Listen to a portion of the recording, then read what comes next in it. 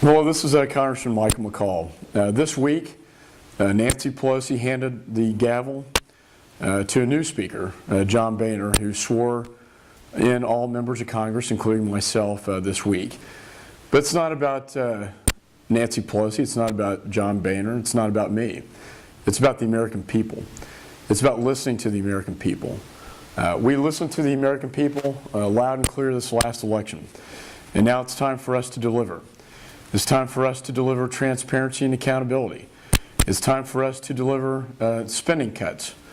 And it's time for us to deliver true oversight of this administration. I personally pledge to do all of this. Today, on the House floor, we will read the Constitution of the United States, which has never been done in the history of the United States Congress. And we will apply those tenets to every bill that is filed on the House floor.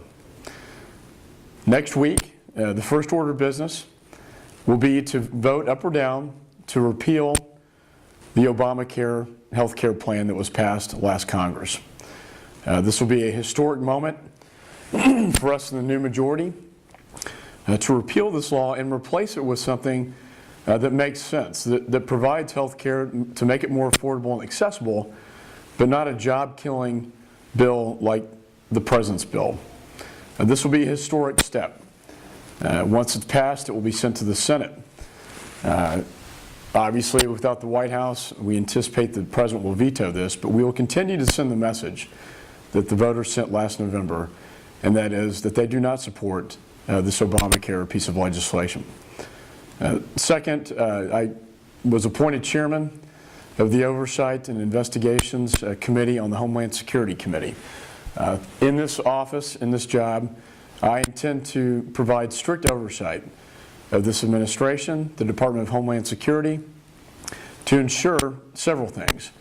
First and foremost, that our borders are finally secure, that we get operational control of our borders, that we provide more Border Patrol agents on the ground, and that we provide the technology necessary to better protect the United States of America. This being one of our most solemn responsibilities under the Constitution. Second, I intend to look at waste, fraud, and abuse in terms of spending within the Department of Homeland Security. Cybersecurity will also be an important issue to look at, as well as looking at our intelligence gathering capabilities to better protect this nation from terrorist attacks, both within the United States and overseas. Lastly, I will continue to be a Washington reformer.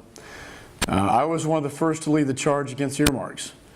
I'm proud to say that our conference now, the Republican conference, has put a moratorium on earmarks until we can reform the process to make it more transparent and more accountable without corruption.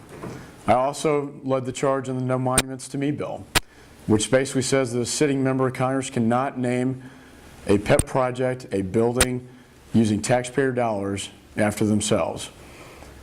And I will continue to lead the fight in cutting spending. We cannot truly revive and restore this economy and provide jobs to this recovering economy unless we can keep the tax burden low and predictable, create market certainty, and cut the enormous amount of spending that is going on in Washington. We need to change the culture in Washington from one of spending to one of cutting. And that's what I and my colleagues up here intend to do. I always like to end with a note thinking about my father, who was a World War II veteran, flew 35 combat missions over Europe, over Nazi Germany. His generation, the greatest, handed down a better America to my generation. That is a challenge for us, to hand down a better America to the next.